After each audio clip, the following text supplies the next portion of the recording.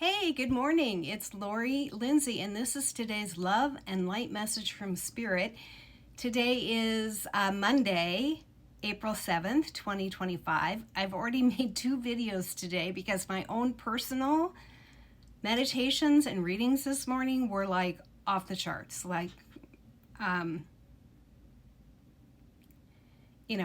Having migraines the last couple of weeks and knowing that my vibrational level was rising and I was doing some integration and lifting some shadows out of me. Whoa! It's like, welcome to reality. Welcome to your third eye totally open. And I'm getting, it's like after I had surgery and I woke up from surgery back in November, which was about a week after the big contest. I had another one of those huge upgrades, lots of downloads, lots of spiritual woo going on. And whoa, this morning is like, whoa! There's some movie where this guy is always going like, whoa, whoa. And my husband will do that whenever, okay, whatever. So the first thing I'm going to say is the energy for me is different. I don't know if it is for you, but I'm starting to think of things from a different perspective. I just did a video on Wilma Mankiller, which I have my own personal cards here that I like to keep out and meditate on during the day. And I talked a lot about materialism. And then after I finished and I posted the video, I thought, oh, in no way was I saying that it's a good thing that people are losing their jobs or if they're better. No, that's not what I'm saying. I'm not saying that. And if you interpreted it that way, I'm really sorry, because afterwards I thought, yeah, I didn't talk enough about compassion, because I'm worried about the people, my loved ones. I'm worried about myself. I'm worried about, are people going to have, I'm worried for a lot of people. But I had this different point of view this morning with materialism, and that I could give up some of my materialism to get us through this time. So please don't take that as I was saying it's a good thing that people are losing their jobs or losing benefits. I was not saying that. Okay, so let's get started. I'm going to tilt my camera down, and we're first going to do messages from her.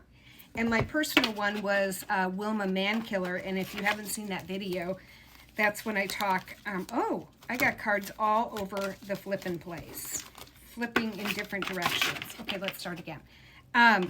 That was the video I talked a lot about. Maybe this is a cosmic sign with our economy going in the tanker.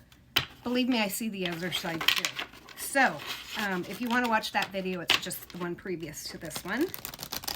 Let's see what we have from Spirit. The Oracle messages from her. Who is the lady who is going to speak to us today? So let's see. I feel like that's our card. Oh, Amelia Earhart. Amelia Earhart. This is the first card in the deck, adventure. But there's also mystery. What happened to Amelia Earhart? She was an adventurer.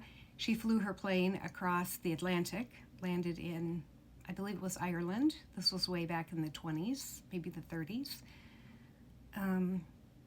But then she and her second in command, I forget what they call them as pilots, second commander, I don't know, were trying to fly around the world and they disappeared. And there's been all these theories about what happened to her. So there's some mystery there along with adventure.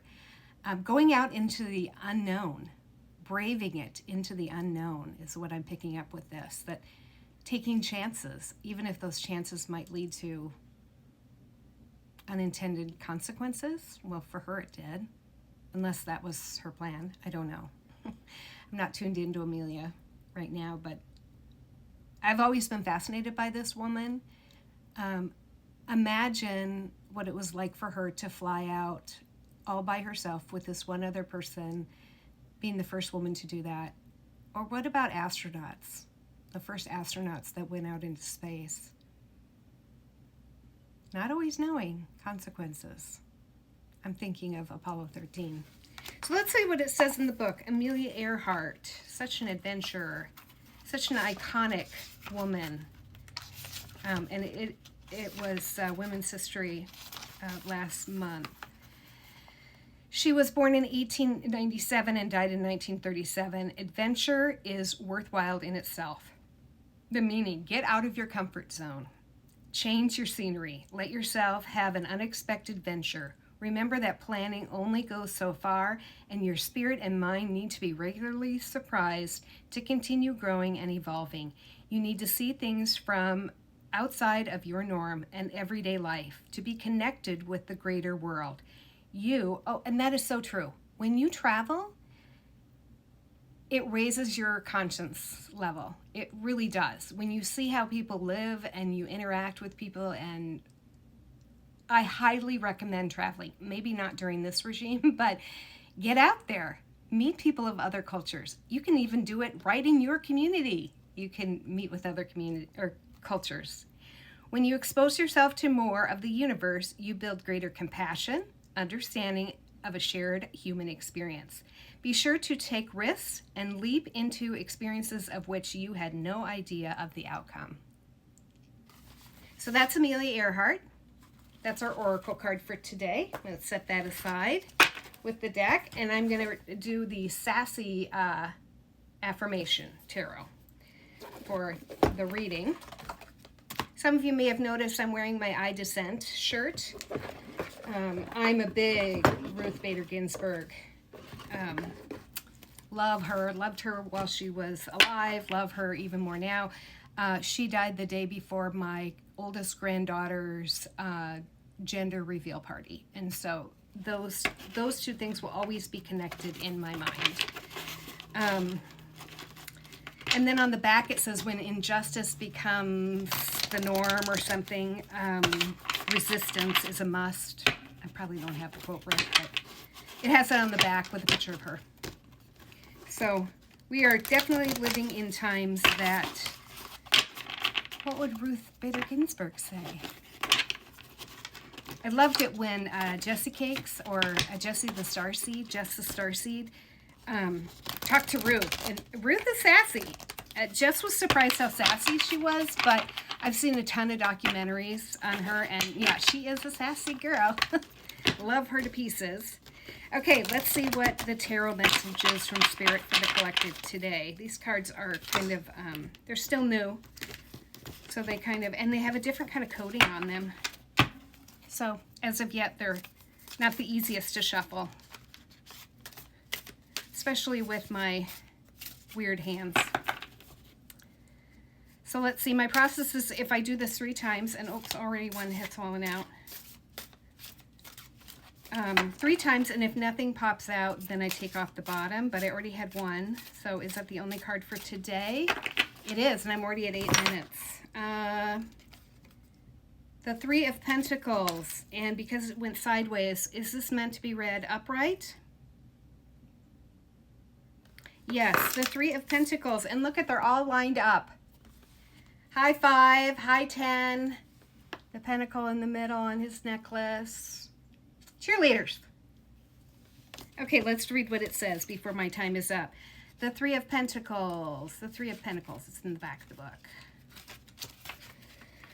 3 of Pentacles.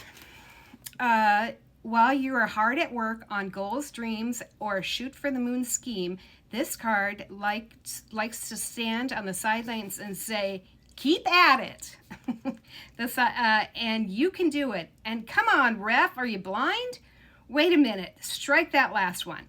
The spiritual cheerleader is a sure sign of encouragement. Whatever you're working on or wishing for, stick with it. With patience, perseverance, and possibly some friends who can be a bribe for their assistance, you will achieve exactly what you want to do. And the affirmation is, I'm a go-getter goddess and won't stop until I get it. Got it. Okay, let's bring in the calmness of the universe and release.